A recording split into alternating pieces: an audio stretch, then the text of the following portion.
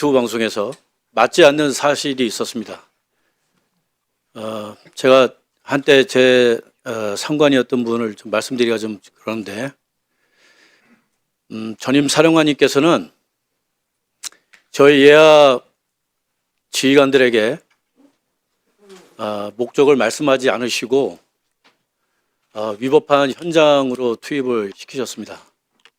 그리고 제가 아까 진술했듯이 의결 직전까지도 그러한 행동을 할 것을 지시하셨습니다. 중간에 한 번도 중지하라고 말씀하신 적이 없습니다. 제가 어제 공익제보자 선정됐다는 말씀을 듣고 그 관련된 논의가 있었던 것도 봤습니다. 지휘관은 중요한 책무가 있습니다. 싸워 이기는 부대를 만들어야 할 책임이 있습니다.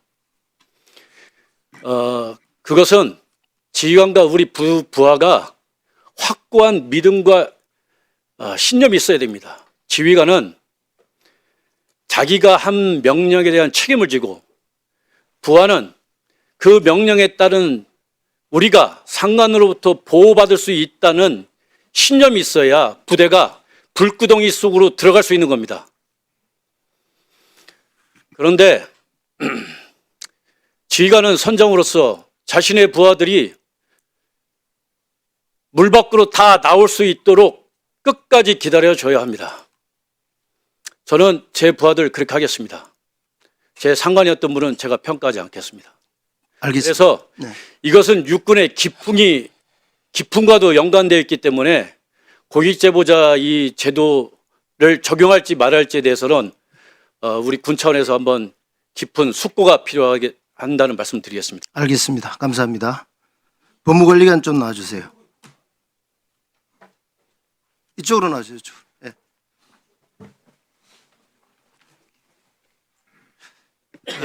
어제 국방위 전체에 참석하셨죠?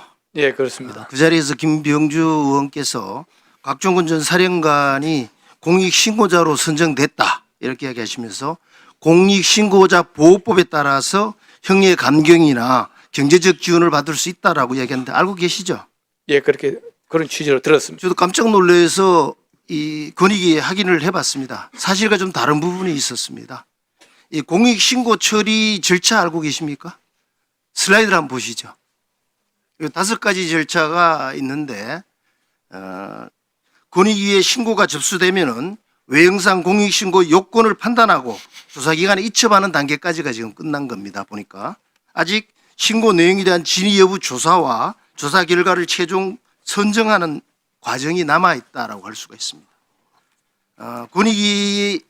권익위원장이 정무위에서 답변한 것은 외형상 공익신고에 부합하는 것으로 판단해서 수사기관에 이첩했다라고 지금 이야기를 했습니다. 그 부분은 좀 팔로우를 좀 하고 있습니까? 예, 그 부분은 이제 사실은 권익위 조 부분은 우리 국방부에서는 이제 감사관실 소관이고, 네. 뭐 저는 어제 그 회의 참석해서 그 정도 내용 또 언론 보도 정도 알고 있습니다.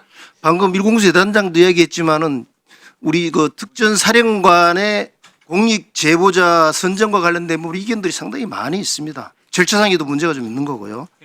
예를 들어서 외형상 요건에 부합했다고 지금 권익위원장이 이제 이야기를 정무위에서 했다라고 하는데 슬라이드를 한번 봐주시기 바랍니다.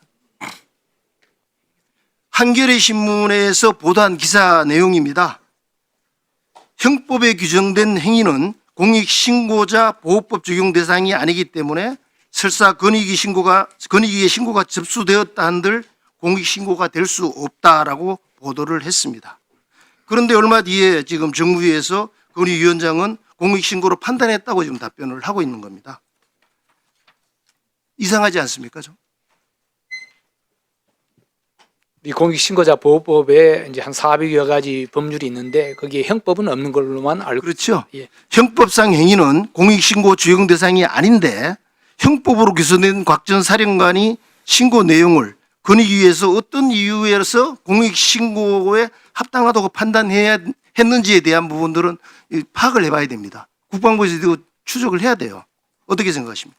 그 부분은 공익위원장께서 아마 공수처라든지 검찰에다가 제보를 이첩 내지 이첩 내지 했기 때문에 그 수사기관에서 아마 저기 판단하리라고 봅니다.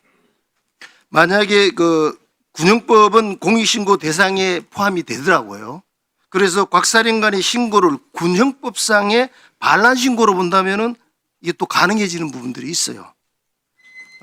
곽 전 사령관이 형법상 내란의 중요 임무 종사자로 기소되었다는 거 알고 계시죠? 예, 그거까지는 알고 있습니다. 그러다 보니까 이제 이 내란과 반란 부분들, 내란죄와 반란죄의 차이가 뭔지 좀 헷갈리는데 간단하게 설명할 수 있나요? 제가 알고 있기로는 이제 뭐 내란죄는 뭐 우리 형법상 규정된 범죄이고 국가 전체의 어떤 혼란을 일으킬 수 있는 그런 범죄를 그 내란죄라고 하고, 그 반란죄는 이제 군형법에 있는 것이고 규정된 것이기 때문에 기본적으로 그 범죄 대상이 이제 군인이고 군 지휘 계통을 이제 문란하게 하는 그런 것이 이제 반란죄입니다. 알겠습니다. 잠깐만. 예.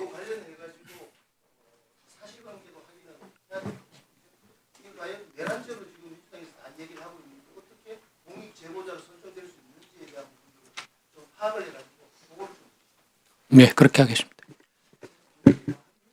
네, 자 추미애 의원님 질의해 주십시오.